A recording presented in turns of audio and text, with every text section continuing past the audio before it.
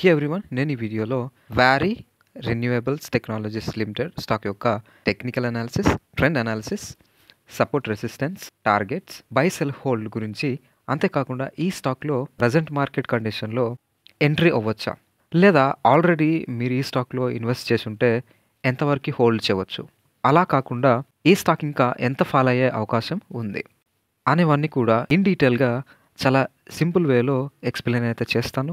So ఈ వీడియోని end వరకు చూడటం వల్ల ఈ స్టాక్పై మీకు ఒక క్లియర్ వ్యూ వస్తుందని నేను అనుకుంటున్నాను. సో ఇక ఈ స్టాక్ యొక్క రీసెంట్ ప్రైస్ యాక్షన్ని, అదేవిధంగా చార్ట్ ప్యాటర్న్ కనుక క్లియర్గా అబ్జర్వ్ చేస్తే ఒక మ్యాసివ్ ర్యాలీ తర్వాత షార్ప్ డిక్లైన్ అయితే ఈ స్టాక్లో కనిపిస్తుంది. లైక్ నియర్లీ 34% షార్ప్ డిక్లైన్ అయితే కనిపిస్తుంది. Technical indicators like RSI moving యావరేజెస్ని కనుక క్లియర్గా అబ్జర్వ్ చేస్తే లైక్ ఆర్ఎస్ఐ అయితే ఓవర్సోల్డ్ కండిషన్ దగ్గరికి వస్తున్నట్టు చూపిస్తుంది. అంతేకాకుండా 50-day ఈఎంఏ కూడా షార్ట్ టర్మ్ వీక్నెస్ అయితే చూపిస్తుంది.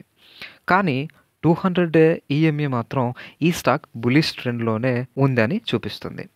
సో ఓవరాల్గా ఈ స్టాక్ యొక్క ట్రెండ్ అయితే bearish in the short term due to the recent sharp decline. However long term outlook అయితే పాజిటివ్ అని చెప్పొచ్చు. కానీ మీరు క్లియర్గా చార్ట్ని చూస్తే తెలుస్తుంది ఈ స్టాక్లో హెవీ స్పెక్యులేటివ్ ట్రేడింగ్ జరుగుతుందని, like rapid price movements, hitting of circuit limits. So ఇలాంటి వాటిని అర్థం చేసుకొని తక్కువ క్యాపిటల్ని ఇన్వెస్ట్ చేయడం చాలా మంచిది. సో ఇక ఈ స్టాక్ యొక్క సపోర్ట్ రెసిస్టెన్స్, అదేవిధంగా టార్గెట్, బై సెల్ హోల్డ్ గురించి చూసేద్దాం. ఇందులో 3 సపోర్ట్స్ లెవెల్స్ని అయితే చెప్తాను. First support 1950 and second support వచ్చేసి 1800, అదేవిధంగా థర్డ్ సపోర్ట్ వచ్చేసి 1600 అనమాట. సో ఇందులో 2 రెసిస్టెన్స్ లెవెల్స్ అయితే ఉన్నాయి. అవి షార్ట్ టర్మ్ రెసిస్టెన్స్ అయితే 2300 అండ్ మేజర్ రెసిస్టెన్స్ అయితేను 3037 అవుతుంది.